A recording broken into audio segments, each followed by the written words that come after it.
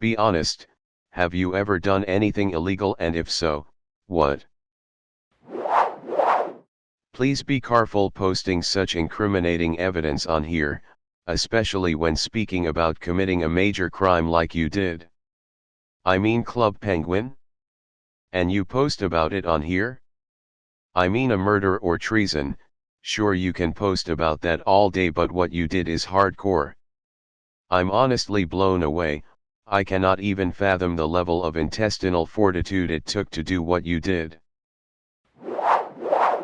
When I was 5, I got it in my head that I'd prank call the cops and tell them a bank was being robbed while my mom was taking a nap.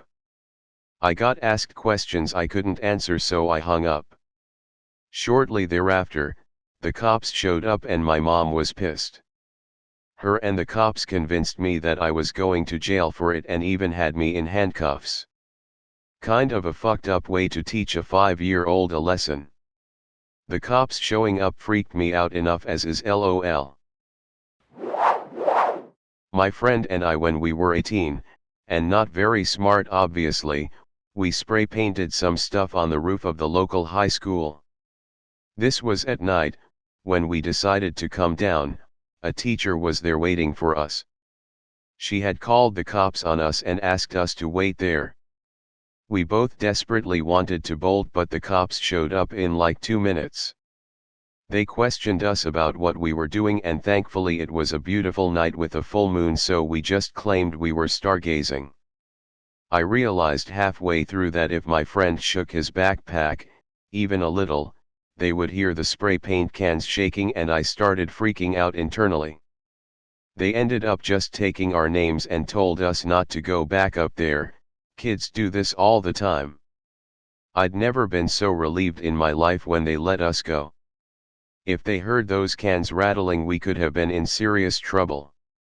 Suffice to say, that was the last time I spray painted anything. I've been sober 24 years. At 20 years sober, I made the rounds. Don't worry, I am secure in knowing that I wasn't gonna drink that day, but I did find one thing odd. I went into one of my old haunts, the Oasis Club, or Old Asses for those in the know. I went in 7 o'clock on a Thursday. Kid you not, the same 5 or 6 same fellows, sitting in the same bar stools, bitching about the very same issues. I noticed that not one of them asked where I had been the last 20 years, like I'd never been gone. Something else I have noticed, our circle has grown way smaller. Those not dead are in prison. That's almost a lifetime, huh? I've been clean 5 years. Heroin was the drug of choice. Got a lot of friends who died in their late 20s and early 30s. Which is nuts to think about still. It doesn't feel real, but it is. Your story sounds like my hometown though, huh? Grew up watching our dads do that, and some of them did the exact same thing when they grew up. They're just drinking their days away in a bar in Upper Michigan day in and day out now. Mine was cocaine, lots of cocaine. Working in the oil field, I could easily afford lots of cocaine. While my actual drug of choice was more my downfall was beer, ice cold from an ice chest cold beer. Every damn issue I faced was due to a belly full of beer and a head full of cocaine. Over a period of 10 years I amassed 37 alcohol-related charges/convictions. Around Thanksgiving of '97 I bagged number 38. Knowing I had to develop a means to live without going to jail, I had to sober up. At 20 years of sobriety I started work on applying for a pardon from the state of Oklahoma. I was awarded the pardon December 2020. I'm now at the final hearings to expunge all my legal history. Life goes on. Awful. It was winter and cold AF. No blanket or pillow or anything, just a metal thing to sit on. Lights on all night, some crazy lady screaming in one of the cells next to mine for hours. Was in there from like 2 p.m. until 8 a.m. Then I got put into a communal waiting cell for another 2 to 3 hours, and this big old guy sits next to me and says he's done 20+ years in a federal prison. Like, okay sweet, you probably nearly killed someone, sir. All I got to eat was a tiny cheese sandwich smaller than the palm of my hand. The worst part? I was in there for no reason, was falsely accused of something, ended up fully acquitted. Obviously it's not the only thing, but jaywalking. I do it all the time. Traffic lights are programmed in stupid ways, so even if it's green for you, you have to look around carefully. But if I look around carefully, why not go through red if I'm sure I can easily make it to the other side? Once I was in a different city for a few days and could have sworn the lights are red for a longer time than in my hometown. Then after about 2 days it hit me, they're not longer, I'm just not as comfortable crossing red where I'm not yet familiar with the flow of traffic. When I was maybe 4 years old, I was in a store with my family and didn't consider that I was holding some small keychain or something, and we all walked out and my mom realized I was holding this thing they didn't pay for, but she was like, "Meh, too late now. I forgot I was holding it." My girlfriend did exactly the same thing just a few years ago, and we are both middle-aged adults. We didn't even need the thing she was holding, it was such a waste. When I was a young teen, I mowed a lot of my neighbors' lawns for spending cash. One hot summer day, one of my friends thought it would be a good idea to go through the doggy door and mix up some drinks. The homeowner had a pretty extensive bar, and by the end of the day, me, 2 of my friends and my little brother were puking all over this poor guy's house. How did we get caught, you ask? Well, little bro found a Polaroid camera and took pictures, dropped one in the front yard. Luckily the homeowner had a decent sense of humor, and needless to say I mowed his lawn for free the rest of that summer. That's when I figured out a life of crime wasn't in my cards.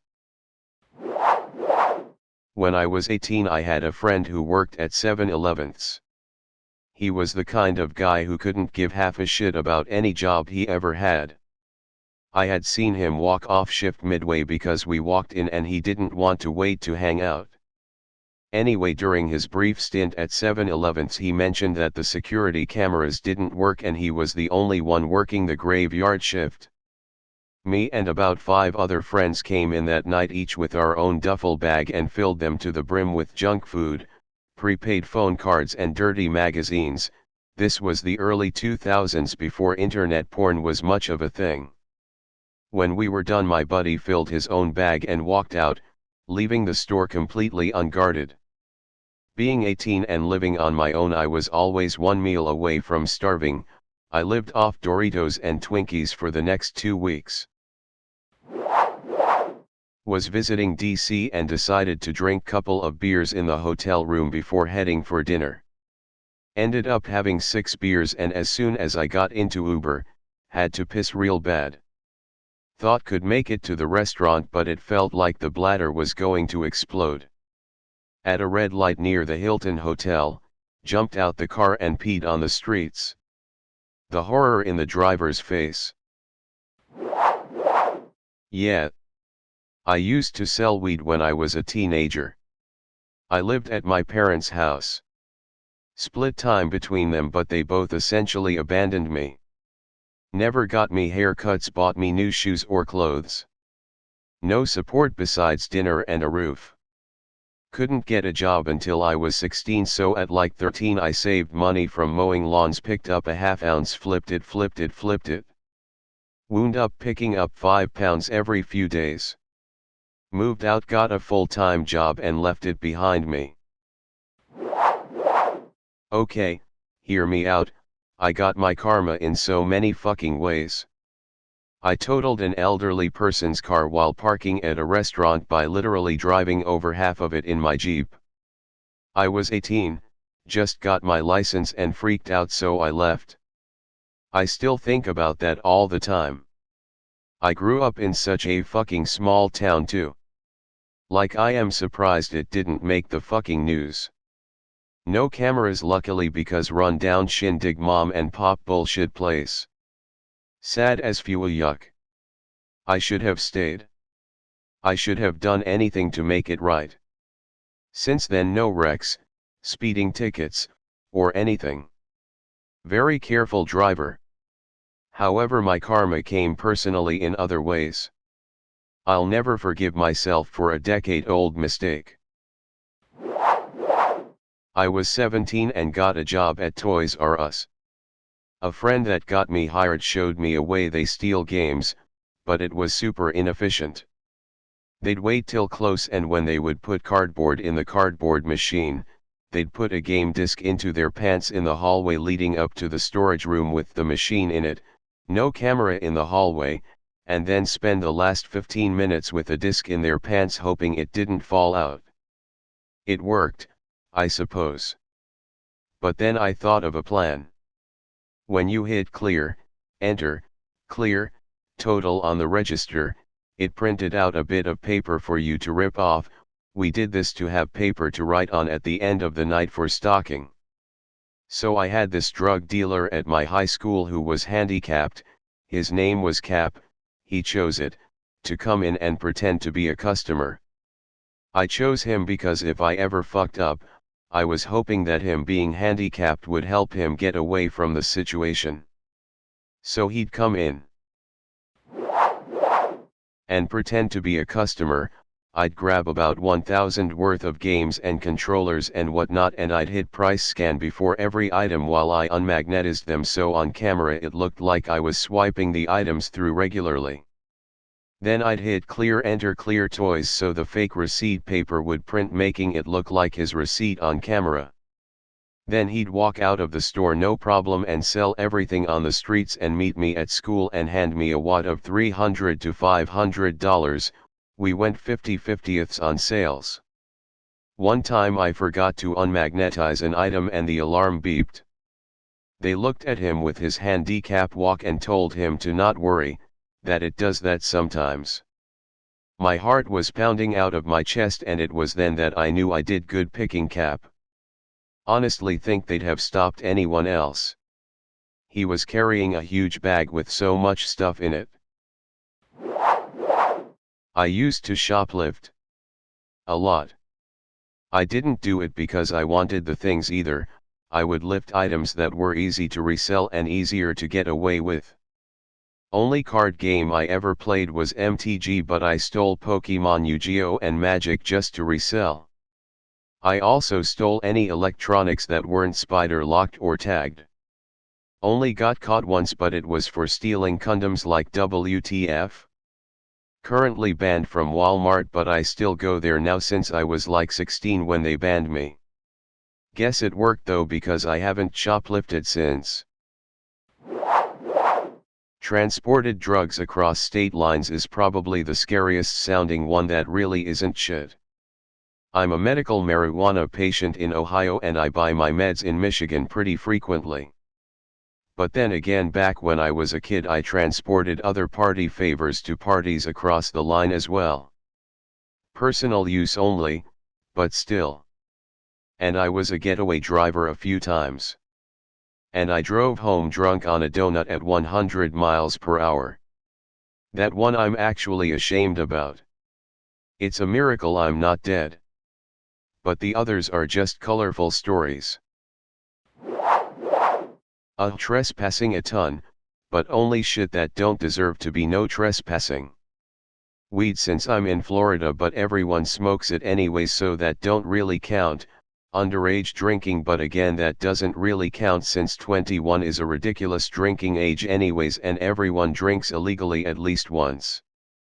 Little bit of shoplifting but only when I need it cause I'm extra broke so it's whatever. Pirated a fuck ton of movies and games and shit. Nothing I regret, my morals are fully intact if you ask me. Accidentally/purposefully stole a washcloth. My little sister loved wolves as a kid and I found a washcloth that had one on it, so I showed it to her. She thought I bought it for her, so she put it in her pocket. but that point I had walked away, so I didn't realize. When we were in the car she pulled it out and thanked me for it, and I realized what happened. I didn't say anything though because we were with my uncle's father who's super religious and he would have gone off on this whole rant about how we would go to hell for stealing. Legally speaking, most people commit crimes every single day. Harvey Silverglad, civil liberties attorney, estimated that the average person unknowingly breaks at least 3 federal criminal laws every day.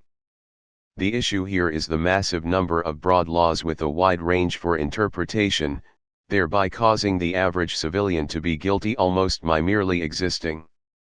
The police and justice system selectively choose to punish some but not others. So to answer your question, probably have broken several dozen laws by now, but it's not really a crime unless you get caught, right? As kids, some friends and I broke into what turned out to be storage for a kitchen appliance seller of some sort. We were looking for the Ark of the Covenant and found refrigerators. We planned it out. Got some equipment from a kid's dad, without his knowledge. We met just after dark on a Friday. The building was surrounded by barbed wire fence, so to get in we used these big ass cutters we borrowed and cut a hole in the fence. The doors had thick chains and padlocks. We failed at lock picking, so smashed a window. It was then that we saw GE and Maytag labeled boxes. So we just kind of left. No idea if breaking that window triggered an alarm. I've done most of the illegal things. But my most recent one was shoplifting, by accident. I went to the store for toilet paper and to get my prescriptions. I grabbed the TP and went to the pharmacy where I had to wait 10 minutes, then just walked out with the TP under my arm. I went back the next day, with the barcode from the pack of TP and told the customer service lady what happened, but she just laughed and said don't worry about it, so I got a free 12-pack. I used to be quite the thief when I turned 14, that always slipped away. I stole some gift cards, candy, a video game, books from the school's library, supplies that belonged to one of my favorite teachers, stole money from my parents, stole money from other people, etc. Never got caught. I don't regret stealing any of the shit I took.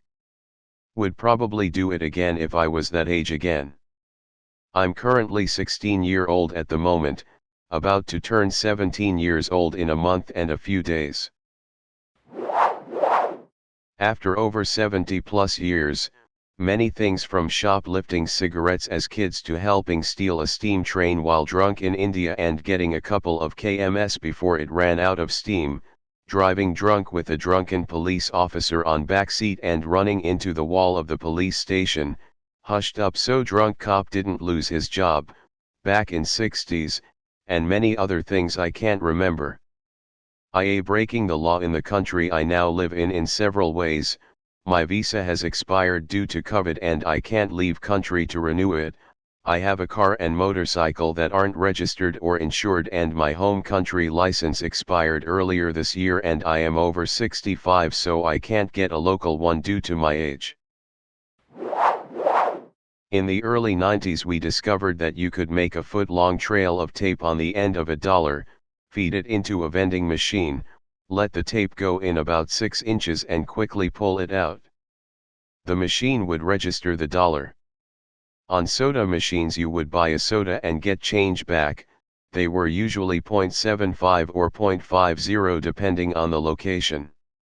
The best were snack vending machines. You could run up $5 and hit the return change button and it would spit out $5 in quarters. It also worked on cigarette machines. At the time I smoked, so we did that often. We would go hit up the hotels, which usually had vending machines on each floor. We would clean out the machines of all their quarters. Hotels, hospitals, anywhere there were vending machines we would go empty them. It was always sketchy walking out of a hotel with our pockets bulging with change.